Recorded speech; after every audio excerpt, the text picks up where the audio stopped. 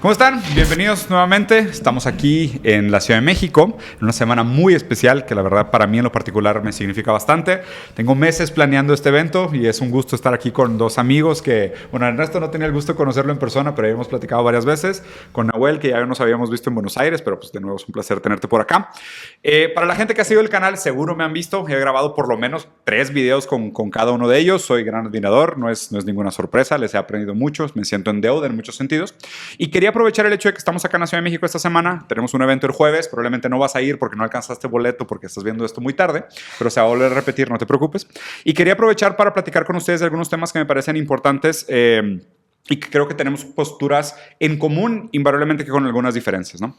Uno de los motivos por los cuales organicé el evento en la Ciudad de México y busqué traerlos acá es que algo que he sentido en redes sociales desde que empecé a crear contenido es que hay una tendencia y inclusive un favoritismo que pudiéramos discutirlo si es sistemático, intencional o es consecuencia del algoritmo, que favorece un cierto tipo de contenidos liberales.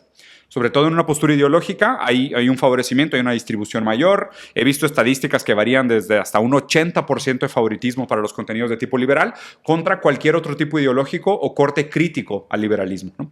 Y me preocupa al mismo tiempo porque también viendo eso, mucha gente me llega a preguntar y me comparten videos y me piden mi opinión sobre los discursos liberales que dominan el discurso público, por decirlo así, ¿no? Entonces, el tema que quería poner sobre la mesa hoy, y hablando de liberalismo, me parece que es un buen punto de partida, que después no me preocupa que nos desviemos, es hablar sobre el concepto de libertad. Porque el concepto de libertad creo que es una de las palabras más potentes de las cuales se ha apropiado, sobre todo esta derecha populista latinoamericana, que también tiene exponentes en el resto del mundo. Y me gustaría que partiéramos de ahí, hablando del tema de libertad, un poquito de su lectura de ese contexto que acabo de plantear, y ya después de ahí podemos improvisar completamente. Como quieran, ¿eh? Bueno, gracias por la presentación y por el tiempo. El gusto es mío de estar acá y poder compartir con ustedes. En principio, yo creo que cuando hablamos de la cooptación del discurso liberal en las redes sociales y en el mainstream ideológico en general, es importante hacer un diagnóstico previo y preguntarnos por qué cala, por qué penetra, para luego indagar por la eficacia discursiva, pero en primera instancia, por qué penetra. Me parece que el diagnóstico en primera instancia tiene que tener en cuenta un cierto registro colectivo que hay en torno al fracaso de los proyectos de izquierda o de los proyectos progresistas, también los llamados proyectos de centroizquierda, que de la misma forma que en la República de Weimar, en la caída de la República de Weimar, habilitaron justamente el surgimiento de movimientos de reacción que terminaron en el nazismo, junto con las crisis económicas de aquella época, eso fue un gran laboratorio para entender lo que está pasando hoy. Crisis de los modelos de centroizquierda progresistas, crisis económicas y levantamiento de, por supuesto, movimientos de reacción. Entonces me parece que en principio para preguntarnos por la eficacia discursiva hay que hacer como algún diagnóstico que nos permita entender por qué las mayorías toman estos discursos, ¿no? Dicen, bueno, porque esto otro fracasó, esto otro no salió bien, porque Mao, porque Stalin, y siempre están esos fantasmas ideológicos que también de alguna manera retroalimentan un descontento que se ha colectivizado. Desde otro lugar me parece que hay una gran apuesta a las juventudes. Me parece que también en términos antropológicos habría que entender hacia dónde apuntan estos discursos liberales. Me parece que apuntan muy claramente a los sectores jóvenes o a las grandes juventudes, a las juventudes que están entre los 18 y los 30, 35 años, que son productivas, por lo tanto apuestan a un capital humano en su esplendor productivo. Y ahora sí, en términos quizás del análisis del discurso, de cómo se maneja el concepto de libertad, creo que Adorno ha dado la mejor definición para pensar esta cuestión, que es el concepto de mistificación en torno a la libertad. Me parece que lo que se está utilizando hoy es un concepto de la libertad muy ideologizado, muy mistificado, desde estos sectores liberales, libertarios, anarcocapitalistas, que vienen con estas banderas de libertad o de liberación de vaya a saber uno qué, quizás de algún enemigo interno, de algún terror interno. Siempre sabemos que la doctrina de la construcción del enemigo interno es muy eficaz porque mueve lo más primitivo de nuestras comunidades. Y vienen como en este lugar de una libertad o una supuesta liberación, pero que desde mi punto de vista maneja vectores que son falsos. Por ejemplo, se trata de concepciones de la libertad puramente metafísicas, es decir, ideológicas, no concepciones políticas de la libertad. Yo creo que la tradición liberal, con la riqueza cultural que por supuesto implica, no ha tenido o no ha logrado concebir una concepción política del concepto de libertad, sino que se ha quedado entrampado medio siguiendo a Hegel, en una concepción metafísica, ¿no? El individuo autónomo que hace su vida, que entra como un gran burgués galopando en la historia, y entonces tu voluntad de poder te lleva. Me parece que hay en primera instancia lo que podríamos decir es, en términos de configuración del discurso, que hay una gran mistificación, una gran construcción metafísica, pero que como toda construcción metafísica del concepto de libertad, preña, porque es eficaz. Se torna un discurso eficaz porque ¿quién no quiere ser un individuo autónomo, libre, productivo, que no le hagan que no le dejen hacer lo que quiera, ¿no? Entonces me parece que hay, para pasar la palabra a mi compañero, como un momento de diagnóstico y como un momento de análisis del discurso, más metodológico, para tratar de poder agarrar un poco más con precisión esto que estás preguntando, ¿no? Vale. Bueno, doy gracias también por la invitación y pido disculpas porque el jet lag me tiene destruido y yo no tengo libertad para pensar lúcidamente habiendo dormido tan solo 5 horas. Lo que diría es que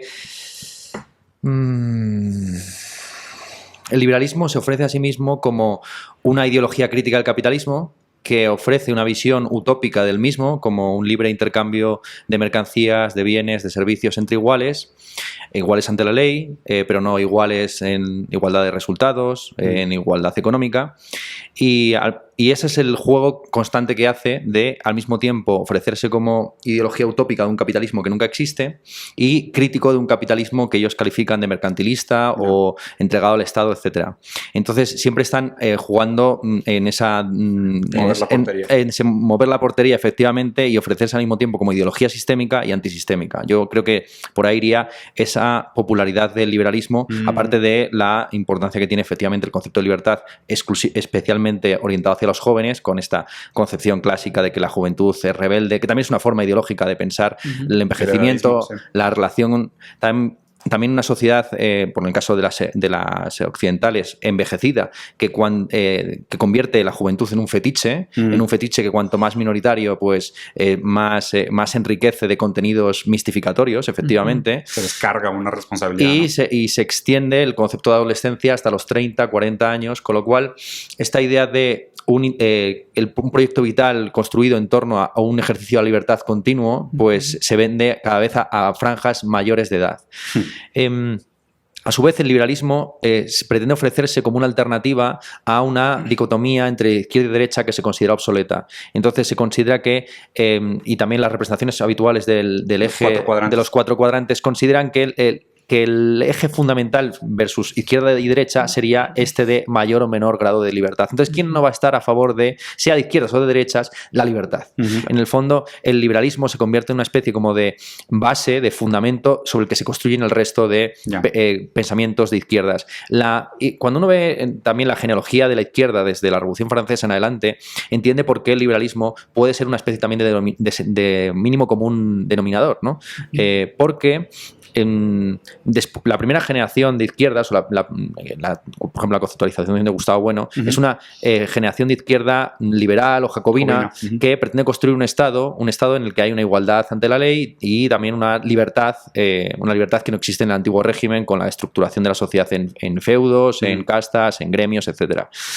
Y yo creo que la lectura correcta de los autores de la tradición socialista es aquella que no considera el socialismo enemigo de la sociedad burguesa, sino el que lleva a cabo los sueños prometidos, pero nunca cumplidos de dicha sociedad, ¿no? Es decir, que el que intenta llevar a cabo los derechos humanos que hasta entonces han sido constantemente vulnerados, ¿no?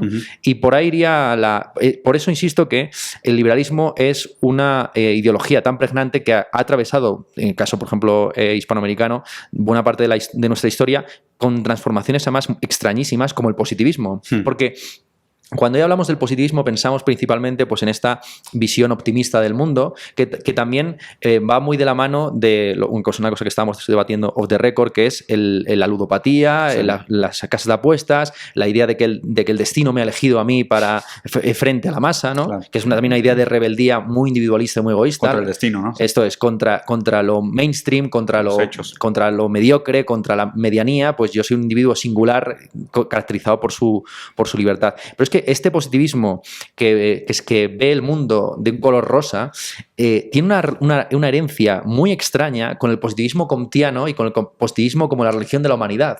Y aunque es una línea que tú como brasileño conoces, se puede trazar y la línea que va desde el orden y progreso y de la concepción de la religión de la humanidad a la situación actual de este liberalismo positivista de nuevo cuño, esto es una cosa que yo creo que merecería la pena estudiar, porque el socialismo inevitablemente, o el pensamiento de izquierdas contemporáneo, es un pensamiento pesimista, que te habla de que te habla de la degradación del planeta, del agotamiento de los recursos, de la explotación. Frente a esa visión crítica y negativa del mundo, está la otra que tan solo se fija en el descenso de la pobreza, la erradicación del hambre, el sueño de colonización de Marte, de la Luna, etcétera, ¿no?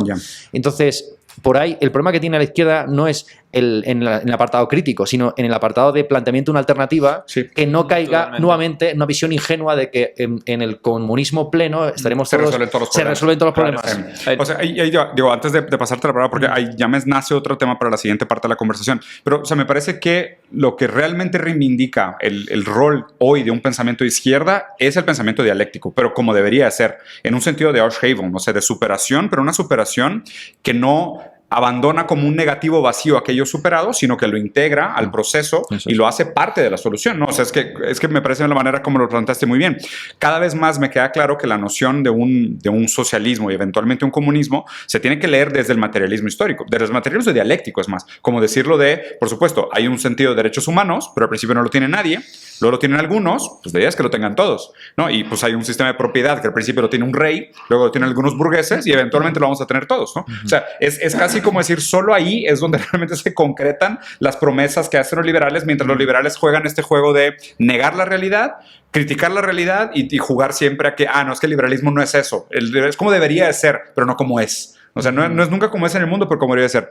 Y frente al tema de la lectura histórica de por qué estamos en este momento, que me parece súper bueno que lo hayas planteado así para empezar, que de nuevo me recuerda a Hegel y también a Marx de primero como tragedia y luego como farsa, ¿no? Porque justo lo que me preocupa de este momento histórico y esta conjetura específica es que, a ver, claro, el surgimiento de esta derecha populista, medio reaccionaria, conservadora, en algunos casos más extremos casi protofascista, en algunos países del mundo, es consecuencia de una izquierda que prometió de más y no entregó. Y provocó toda una serie de frustraciones que a ver, que si fue izquierda o no, si fue el capitalismo real, pues debatible, pero el problema es que se entendió históricamente como una izquierda que prometió y no entregó los resultados que debería. Y ahora el problema es que en algunos países la derecha tomó el poder, tampoco pudo hacer grandes cosas, o más bien privilegió a los que siempre privilegió, Trump en Estados Unidos, Bolsonaro en Brasil, en fin, lo que pasó en Chile en sus momentos, y ahora parece que viene una segunda ola de izquierda progresista en Latinoamérica. Y mi gran problema es que ahora viene como farsa.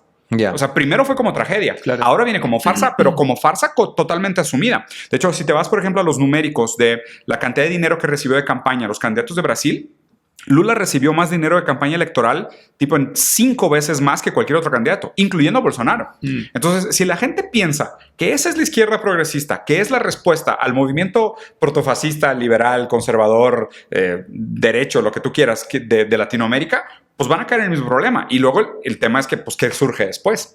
Entonces, o sea, si no rompemos nosotros este ciclo de populismo, de primero viene la izquierda, te promete más, caen en estas promesas absurdas, no entrega, y luego viene la derecha reaccionaria que toma las decisiones que toma y que provoca otra vez una izquierda, pues parece que estamos atrapados en este ciclo. O sea, más bien la idea sería cómo romper este momento histórico, si es que hay algo que se pueda romper. A mí me parece en primera instancia marcar que, en relación a esto que están marcando ustedes dos, desmitificar la idea de que el liberalismo es neutral. O sea, que se trata, como tal y como se lo vende, o como decía muy bien Ernesto, como se vende a sí mismo, como una ideología de la neutralidad o de la imparcialidad. La base, ¿no? Cuando en realidad la experiencia histórica, como todos lo hemos visto, y sobre todo en Latinoamérica, muestra que el liberalismo ha no solamente acompañado, sino incluso financiado golpes de Estado. Sí. Argentina es un claro ejemplo. Incluso el último gran golpe de Estado que tuvo Argentina tuvo como ministro de Economía a un liberal. Entonces, lo primero que estaría bueno que la gente, cuando empieza a acercarse a estos temas y a consumir material, a veces de una manera ametódica o desprevenida, tenga en cuenta es que el liberalismo no es verdad que es neutral, sino que siempre se acomoda de un lugar o de un lado que generalmente han sido, como decías vos, Diego, en los procesos históricos materiales efectivos, los golpes de Estado, las dictaduras, los retornos de las derechas, las configuraciones de los discursos de odio, etcétera, etcétera. Yeah. Eso en primera instancia. En segunda, de hecho, paréntesis, Benjamin mismo ya en los años 20 se preocupa por pensar la relación entre liberalismo y fascismo. De hecho, el texto Dialéctica de la Ilustración, que Ernesto lo debe conocer muy bien, de Adorno y Horkheimer, estudia el fenómeno ideológico por el cual la mentalidad liberal deviene dialécticamente en mentalidad fascista. Entonces, bueno, hay una simetría y proximidad en la configuración de discursos de estas alas políticas que es preocupante y que hoy sigue operando con mucha eficacia.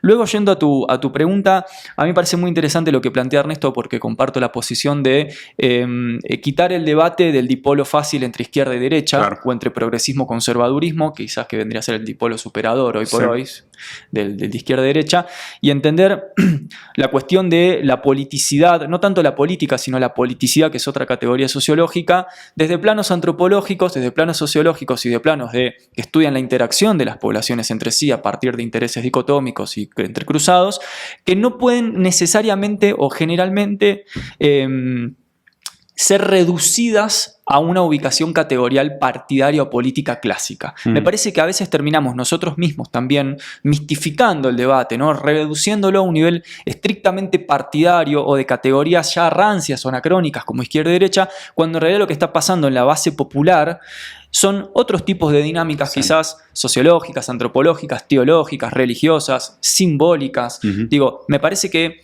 pensar al ser humano como homo politicus únicamente es un reduccionismo que a veces puede ser problemático para el análisis y por lo tanto, como decía el general Perón, para la acción, ¿no? Unidad de concepto para la unidad de acción. No podía faltar. Yo quiero decir que en Argentina, tenía que surgir en Argentina hay una categoría intermedia, y le paso la palabra a mi colega, que es peronismo, que es lo que ha estado en el medio siempre, resolviendo problemas entre izquierda y liberalismo. Para la acción. Sí. Yo, por abordar el asunto de la izquierda como farsa, me parece curioso las relaciones que ha habido entre la izquierda europea y la izquierda latinoamericana desde la caída del socialismo real en los años 90, porque en España y en Europa en general se vio el proceso del bolivarianismo en sentido amplio como una alternativa a el callejón sin salida poscomunista en el que se habían situado en España, por ejemplo, Izquierda Unida, que era una posición reactiva, ¿no? Izquierda Unida se crea en los años 80 en España contra el proceso de integración de España en la OTAN. Curiosamente, ahora tenemos un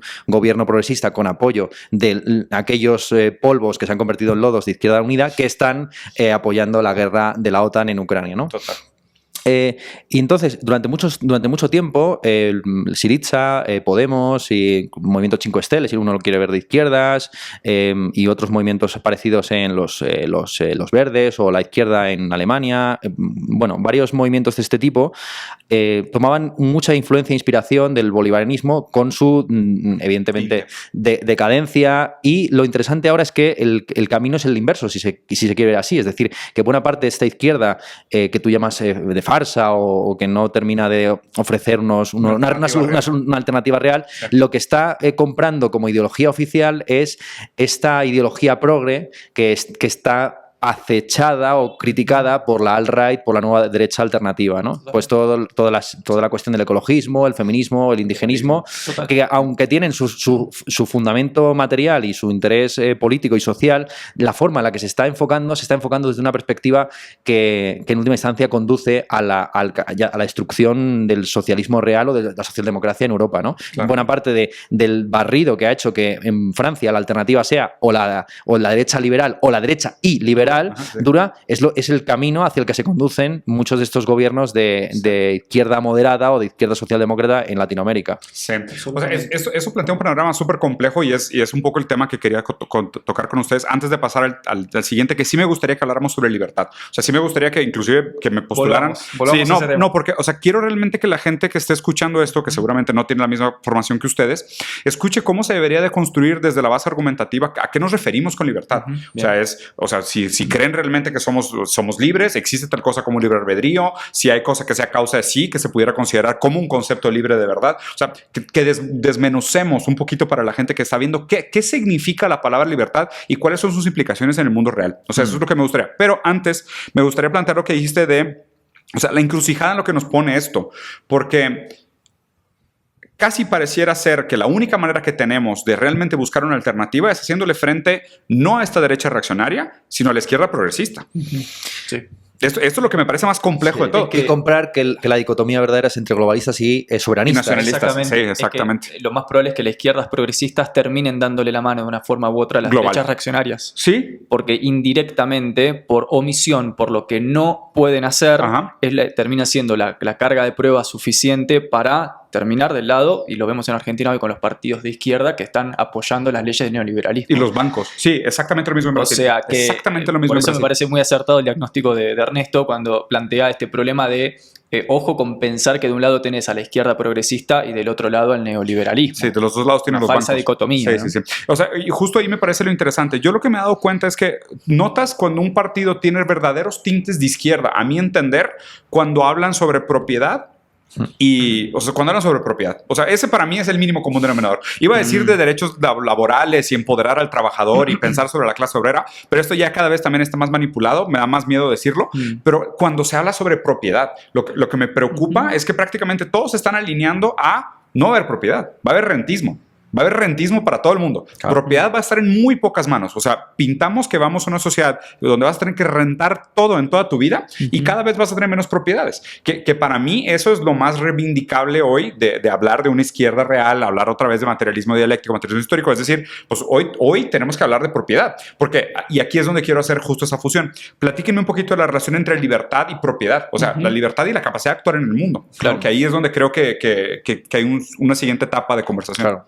De hecho, yo creo que es el liberalismo el que más ha insistido en la relación entre libertad y propiedad. Allí donde no hay relaciones de propiedad no existe la libertad. Y yo creo que es una visión equivocada y egoísta de un liberalismo además del miedo. Que considera que aquello que no está claramente definido con relaciones como relaciones de propiedad, lo que es común va a ser siempre objeto de expolio, va a caer en la tragedia de los comunes, etc. Sí. Y esa es la dinámica del capitalismo. El capitalismo no nace, evidentemente, con los libres intercambios entre iguales, sino que nace justamente con los enclosures, es decir, con la privatización. Este territorio es mío. Este territorio va a ser claramente definido como propiedad de tal individuo y de tal otro. En lugar ¿Cuáles eran las 3 reglas estas francesas de todo aquello que no es de nadie puede ser reclamado como propio? Sí, ¿te acuerdas? Indubio pro libertate. Ándale. Y ¿cómo era esto? El famoso, lo que a veces incluye siempre el proviso lockeano, es decir, que puedes apropiarte de todo, o sea, lo que no tiene propiedad puede ser apropiado. Indubio pro libertate y a pacta sunt servanda. Y todos los pactos son para ser servidos. Y algunos añaden incluso el proviso lockeano, que es que uno puede apropiarse de un bien que no tiene dueño, siempre y cuando deje suficiente y de igual calidad para el resto. Ese es de Locke. Claro. Ese es de Locke, que aparece en el segundo Tratado del Gobierno Civil cuando dice dejar para el resto, pero además Locke introduce algo muy interesante en relación a esto, que es lo que toma Marx, que es la idea de que la propiedad privada no es tanto el problema de la propiedad privada per se, sino cómo se fundamenta o legitima la adquisición de propiedad privada. ¿Cómo lo tuviste? Y Locke, padre del liberalismo moderno, que, como decía Ernesto, establece esta ontología de vinculación entre propiedad y libertad a partir del derecho natural, dice: la propiedad privada, muy interesante para pensar, por ejemplo, la especulación inmobiliaria en grandes hectáreas. La propiedad privada es legítima en la medida que vos trabajes esa propiedad privada. Eso es. O sea, que vos produzcas sobre esa propiedad privada de manera productiva, con el coto que marcaba Ernesto de dejar suficiente para los demás. Sí. Esto hoy dirían que Locke es un zurdo. Sí, totalmente. Hoy vos le decís a un rentista, a la aristocracia agraria que compra hectáreas y no las trabaja, las deja especulando, etcétera, hoy dirá, es un zurdo Locke. Sí. Pero bueno, digo, es muy interesante pensar que hay una ontología de la propiedad privada vinculada con el concepto de libertad que va a proyectarse incluso al concepto del cuerpo. Sí. Mi cuerpo es mi propiedad, yo puedo hacer allí lo que yo quiero. Claro que es un idealismo, porque es una diferencia entre el cuerpo y la mente. Sí, claro. Siempre que lo trabajes dignamente. Y eso tiene proyecciones a nuestra época de hoy. ¿Y quién es ese yo que es dueño del cuerpo, no? Claro. Bueno, Merleau Ponty iba a hacer todo un estudio sobre el concepto de mi cuerpo en la fenomenología del cuerpo propio. Muy interesante a partir de esto. Me parece bien raro decir cuerpo propio. O sea, porque ¿quién es ese yo que es dueño del cuerpo? ¿Quién es el sujeto del liberalismo? No, el sujeto del liberalismo, desde mi punto de vista, es un sujeto mistificado, ideológico, puramente metafísico, porque de hecho el liberalismo no provee un sujeto per se, sino que provee una definición de libertad que la extrapola como sujeto político. pero en realidad no viene a decir el sujeto, como en el marxismo el sujeto de la historia es la clase obrera. Sí, su relación no hay una relación, o en Spinoza el sujeto, el deseo, sino que en los liberales, me parece a mí, hay como más bien un énfasis en el derecho natural, en la propiedad privada, la vida y la libertad, que en la inmixción de esas categorías confluye de manera indirecta en el sujeto que después va a ser traspolado como el individuo moderno. Sí. Pero la cantidad de retuerces dialécticos y metafóricos que hay que hacer en el medio para llegar a eso es muy interesante. Sí, por lo menos. Más voluntad que otra cosa. Total. A ver, trata de elaborar la relación, o sea, realmente desglosemos ahora el concepto de libertad. O sea, si ya no quieren tanto al vínculo de propiedad, no me importa, pero vayamos más al concepto de libertad dura. Yo justo acabo de terminar la segunda entrega de mi trilogía platónica, que está inspirada en Fedón Fedro Banquete. Mira. Y el libro que acabo de terminar se titula Predicciones de la libertad. Mira. Y pretendía ser un análisis, una aproximación literaria a este fenómeno. En la trilogía estoy básicamente examinando cómo se puede traer al presente el formato del diálogo platónico, ¿no? Sin necesidad. Que es un poco lo que hiciste con Jantipa. Que en Jantipa... Que por cierto, librazo, güey. Librazo. Ya lo leí 2 veces y se lo he recomendado a mucha gente. Bueno. Una joya, güey. Neta, felicidades. Está Muchas gracias. Muy pues en la segunda entrega no quería repetir el formato del diálogo, porque además Platón tampoco se repite en el banquete. Lo que hace es, curiosamente, monólogos. Sí. En el diálogo más conseguido literalmente por Platón, lo que hay son monólogos y no diálogos. Entonces pensé cómo se podía trasladar esto al presente y decidí hacer una novela epistolar en la que tan solo se leyeran las partes de una correspondencia. Bueno, esto está situado en mayo 68, etcera. Se puede, ¿Mayo 68? En mayo 68, sí. Por eso luego por eso traes en el debate, claro, efectivamente. Sí. Y al estudiar este asunto de las definiciones de la libertad, llegué más o menos a la conclusión de que existen unas 5 o 6 definiciones de libertad que curiosamente encajan más o menos con las 5 o 6 definiciones del amor que se dan en el banquete. Pero muy someramente iríamos de esta forma. La definición básica o elemental de la que podemos partir, la más ingenua, parecida a la definición que ofrece el primero que interviene, que es Fedro en el banquete, es que la libertad es hacer lo que me dé la gana. Que es la libertad negativa de los liberales. Allí donde no hay una coerción externa. Exacto, donde no hay límites, yo puedo ejercer mi libertad. La libertad es el espacio donde las leyes callan, ¿no? Básicamente. Donde no me están obligando, ahí soy libre. Por supuesto, el concepto que surge como contrapunto de esa libertad negativa es la libertad positiva, que es el segundo discurso del banquete. En el banquete se dice que hay 2 tipos de amor. Está el amor celeste y el amor terrenal. Está el amor de la plebe, el amor corpóreo, está el amor espiritual, ¿no? Pues lo mismo aquellos que se ven la libertad negativa y la positiva como 2 cosas totalmente contrapuestas. La libertad de y la libertad para, cuando se coimplican. Es decir, si tú no tienes una libertad como ausencia de coerción, o sea, como ausencia de coerción, no puedes luego sobre esa libertad negativa decidir con medios materiales para hacer ciertas cosas. La tercera forma de libertad, que es la más metafísica, que también se equipara a un discurso en el banquete, es la libertad como libre arbitrio, como indeterminación, como decisión entre bienes iguales, ¿no? El burro del asno de Buridán, que está ante 2 montones de paja iguales y tiene que tomar una decisión entre bienes que son indiferentes. Porque solo puede comer de uno. Pues está prácticamente obligado. Tiene que tomar una decisión, ¿no? Como una moneda que tiene que caer de un lado tiene que caer de un lado o de otro. Parada. Esa es la libertad, digamos, estadística o la libertad cósmica que se corresponde a la visión también presocrática de que el amor como atracción entre las cosas. El cuarto concepto de libertad, que yo equiparo al concepto de amor como media naranja, yo creo... ¿Reconocimiento de necesidad? Yo, más o menos, es que esto es curioso, porque en el banquete de Platón, el que interviene y ofrece ese discurso, que es el ingenuo acerca del amor, que es el equilibrio entre dos medias naranjas, es Aristófanes. Entonces, muchos creen que es un discurso irónico, es un discurso cómico. Y que en el fondo lo que está haciendo Aristófanes es ofrecer un mito de época que no obstante es funcional para ciertas relaciones sociales. Y yo creo que el gran concepto de libertad filosófico es el de libertad como autonomía. La libertad kantiana, donde uno se da a sí mismo sus propias normas y las sigue conforme a un ideal regulativo, etc. Por último, las 2 definiciones últimas de libertad serían la libertad existencialista, que es la libertad casi absoluta, metafísica, ya no como indeterminación, sino como decisión acerca de todo lo que yo hago, elegirme a mí mismo y con todas mis condiciones. Y un último concepto de libertad, que es el que yo asocio a la tradición dialéctica o materialista, que es el que viene desde Spinoza y atraviesa Hegel, que es la conciencia de la necesidad. Exacto. Y que tiene mucho que ver también con el reconocimiento de una de una dependencia del camino, de una carga de la tradición, que uno inevitablemente tiene que rehabilitar o recuperar o trabajar con él, ¿no? Y yo asocio a la libertad artística.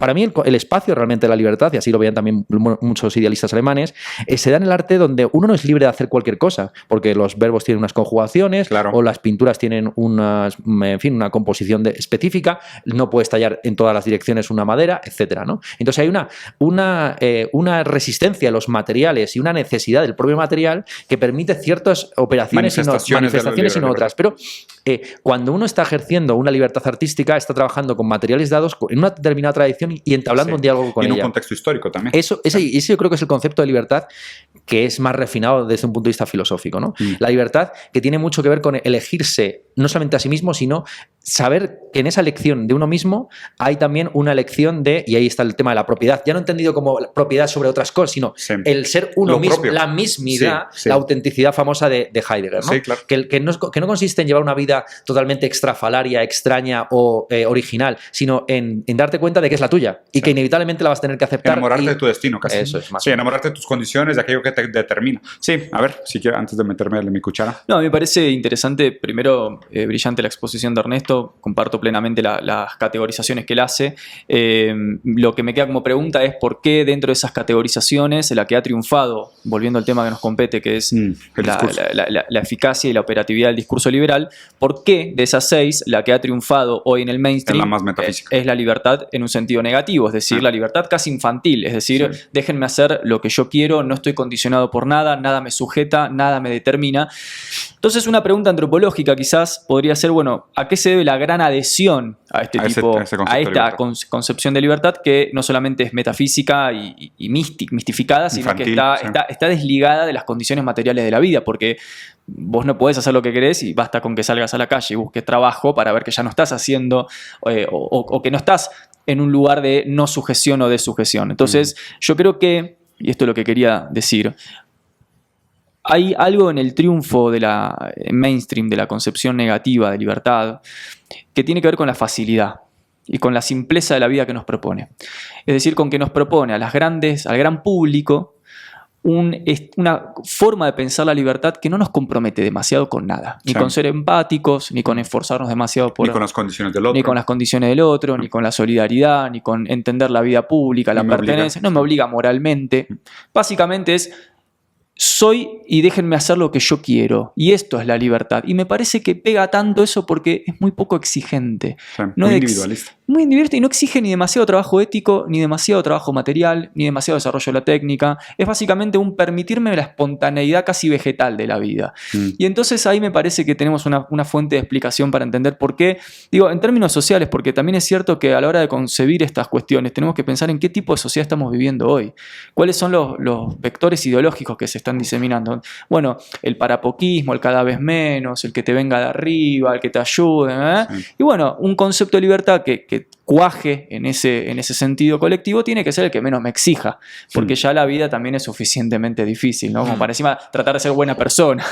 Qué interesante. Me parece que hay por ahí un poco la cosa. Me gusta mucho la manera como lo planteas, porque aparte me hizo pensar que justo el concepto de libertad que domina ahorita ese dominio público es el que menos implica una libertad real. Total. Porque como dices, es el que casi te condena a una vida vegetativa, porque tú solo vives ideológica y metafísicamente el sueño de la libertad, pero como en el mundo no puedes hacer absolutamente nada, solo te funciona como placebo, como si soy libre, puedo hacer lo que yo quiera, nadie me limita a nada, no tengo acceso a nada. En el mundo real no puedo ejercer ninguno de mis deseos, ninguna de mis acciones, pero sueño con ser libre y me dicen que soy libre y el Estado no me prohíbe nada. Además no puedo acceder a ello, pero no me prohíbe nada. Y no me esfuerzo nada. Pudiera ser presidente de Estados Unidos, pero no quiero. ¿No? Y me cuento a mí mismo la historia de que no quiero, entonces pues podría, pero no quiero. Te digo una frase así de remate, me dijo un profesor en la facultad, me dice: ¿sabes qué, Nahuel? Un día estamos teniendo este debate en la facultad.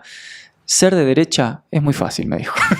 Sí, pues claro. No te exige nada, ni intelectualmente, ni laboralmente, ni estéticamente. O sea, no hay un compromiso con algo del desarrollo humano que me parece que hoy es muy mainstream. Es muy, la gente no quiere estar siendo demandada y exigida por grandes discursos políticos. Que mira, que aquí quiero plantear la última pregunta para ir cerrando como la discusión y me parece muy buena, ¿no? Que yo podría desviarse a muchas otras cosas, pero muy buena. ¿Qué implica para la creación de futuros posibles y obviamente para futuros deseables, que también me parece que es el gran impasse en mucho sentido, lo que no hemos logrado hacer muy bien, plantear futuros deseables, que implica reconocer este concepto de libertad como contingente de situaciones anteriores, ¿okay? En un sentido legal, por ejemplo, porque pues, la ley implica un cierto nivel de autoinjerencia, de libertad, ¿no? De libre albedrío. Y obviamente si nosotros tomáramos en serio el efecto que tienen las causas anteriores sobre la libertad de una persona de ejercer su función en el mundo, pues también les deslinda de una cierta responsabilidad sobre sus actos. Y obviamente en el sistema legal que tenemos hoy, pues la ley todavía asume que pues, tú eres libre de tu actuar. Por ende, eres totalmente y plenamente responsable de tu efecto en el mundo. Entonces, el reformular o actualizar o hacer simplemente el catch-up entre el concepto filosófico de libertad y la manera en cómo las instituciones toman ese concepto de libertad y lo ejercen en el campo de la política, o sea, en el campo de la acción, ¿qué implicaciones tendría? Y lo otro es que me parece que si nosotros tuviéramos la capacidad de reconocer que sí, claro, tus condiciones materiales anteriores determinan lo que puedes ser, lo que puedes querer, lo que puedes desear y lo que puedes ejercer en el mundo, también nos llevaría a una conclusión lógica de exigir condiciones materiales iniciales más iguales para todos. Porque si no también, o sea, aún el concepto de competencia se va por suelo. Ya. ¿No? Sí. Yo creo que el sistema penal actual sí que está tirando hacia una pedagogía que tiene en cuenta esas condiciones materiales previas y que trata en buena medida al reo como un enfermo y que pretende hacer una ingeniería social y psicológica sobre el criminal, tratándole como un caso... Como un síntoma. Como un síntoma de época. Las reformas que se han producido, las leyes de género, por ejemplo, van mucho en esa línea. Sí. No se trata tanto de juzgar un caso específico, de un acto de violencia o de opresión o de dominio, sino de tomar pongamos por caso, un maltratador como un representante de un síntoma más amplio, que sería el heteropatriarcado o el machismo estructural o el micromachismo, lo que se quiera, ¿no? Entonces... Que digo, perdón por interrumpirte, pero hay un caso famoso en Canadá donde un doctor diagnosticó a una mujer que estaba teniendo problemas respiratorios y puso como la enfermedad la contaminación, porque ella vivía cerca de una planta y decía, sí, claro, o sea, tus pulmones están enfermos, están saturados, pero realmente eso no es el problema. El problema es que tú vives al lado de una planta que emite gases venenosos y, o sea, el doctor hizo el diagnóstico. El problema es el cambio climático. Ya. Y otra cosa, en el libro que ya digo que te acabo de terminar, me interesa mucho esta frase que lanzó Pasolini con motivo del 68, que era lo de demasiada libertad sexual os convertirá en terroristas.